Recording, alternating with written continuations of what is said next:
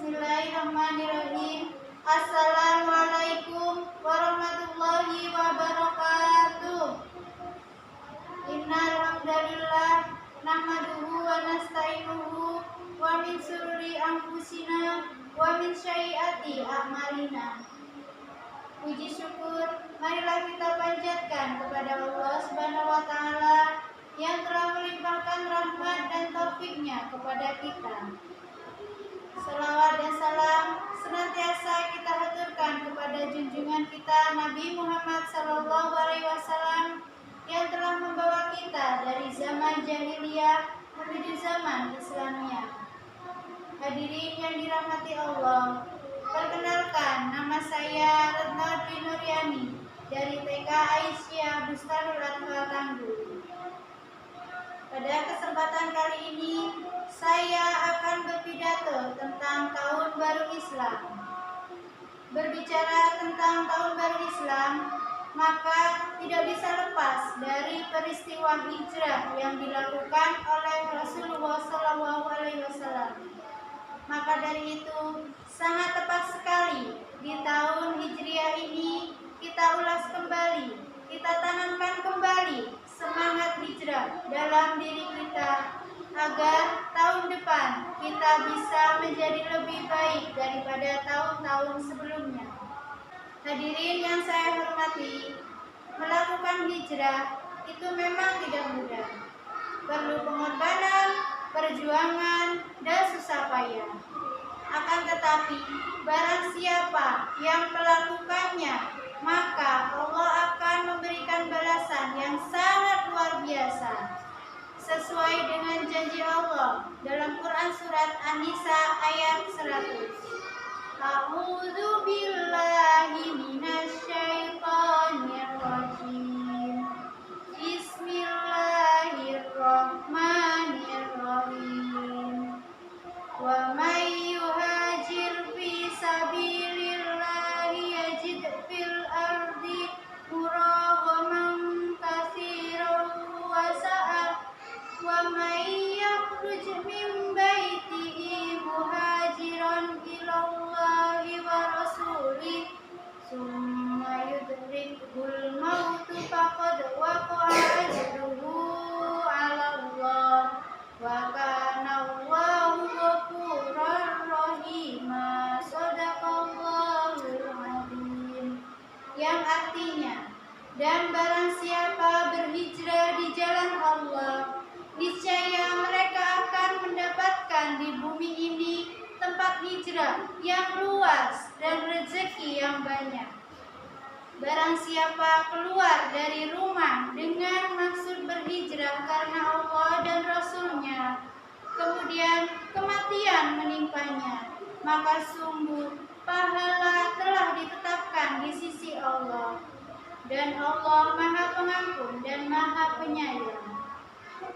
Hadirin yang saya hormati, sekarang saya mau bercerita sebuah cerita yang menggambarkan tentang keuntungan bagi orang yang mau berhijrah, seperti yang dijelaskan pada ayat di atas, yaitu kisah seorang sahabat yang bernama Abdurrahman bin Auf.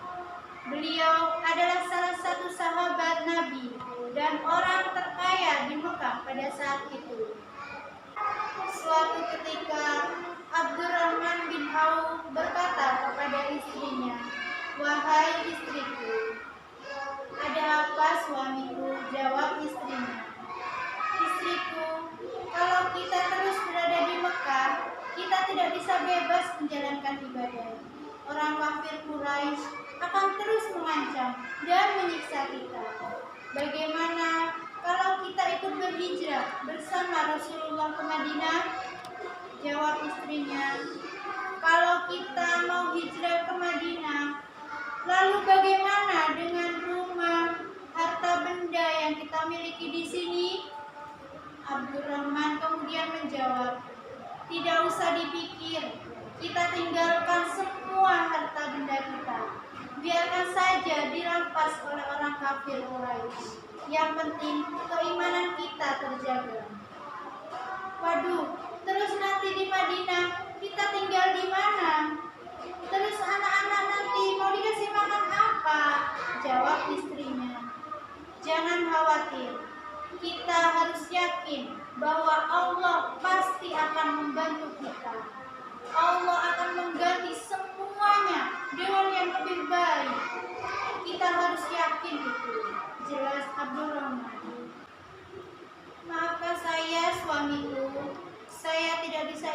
hijrah bersamamu.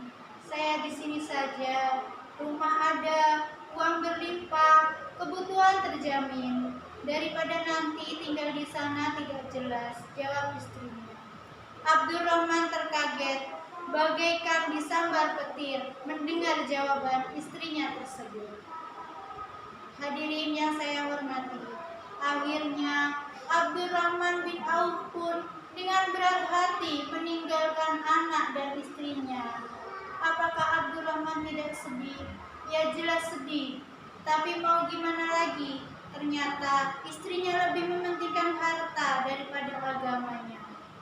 Nah, sesampainya di Madinah, dengan hanya berbekal pakaian yang melekat, Abdurrahman disambut dengan orang yang kaya raya di sana. Orang tersebut tahu kalau Abdurrahman dulunya adalah seorang pakar bisnis yang sukses di Mekah. Kemudian mereka bekerja sama dan akhirnya dalam waktu 3 bulan Abdurrahman menjadi orang yang paling kaya nomor 3 di Madinah.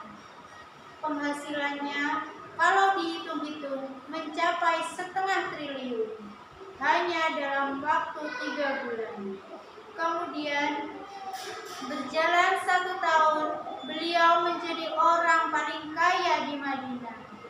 Coba bayangkan, kapaknya saja terbuat dari emas. Hadirin yang saya hormati, itulah janji Allah yang diberikan kepada orang yang mau berhijrah. Allah pasti akan memberikan ganti yang lebih baik lagi dan berlimpah ruah.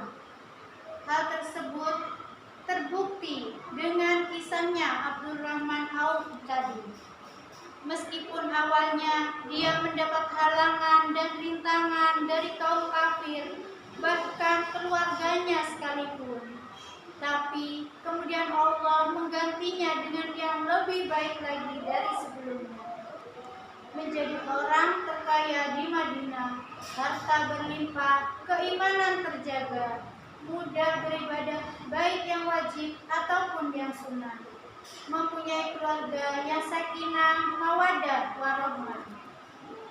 Hadirin yang saya hormati, maka dari itu, marilah di awal tahun baru ini kita bersama-sama menguatkan tekad kita untuk menjadi manusia yang lebih baik dari sebelumnya. Yang dulunya sholat masih ditunda-tunda, bahkan sengaja meninggalkannya, sekarang jangan lagi. Yang sebelumnya kalau main HP bisa berjam-jam, selanjutnya dikurangi, misalnya maksimal 1 jam per hari. Ayo kita tingkatkan kebiasaan-kebiasaan yang dapat menghambat ibadah kita kepada Allah SWT, sehingga kita semua yang ada di sini bisa menjadi manusia yang lebih baik lagi di tahun-tahun mendatang dan beruntung di dunia maupun di akhirat. Demikian pidato yang bisa saya sampaikan. Semoga bermanfaat bagi kita semua. Mohon maaf apabila